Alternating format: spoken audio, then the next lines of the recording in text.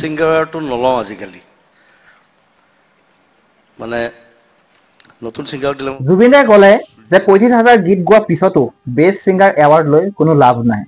আৰু তেখেতক চেক এখনো প্ৰদান কৰা হৈছিলে আৰু সেই চেকখনো তেখেতে কলাগুৰুত দিম বুলি কৈছে শুনকচোন আৰু কি মন্তব্য কৰিলে আপোনালোকে ভিডিঅ'টোত শুনক আৰু তেখেতে জুবিন দাই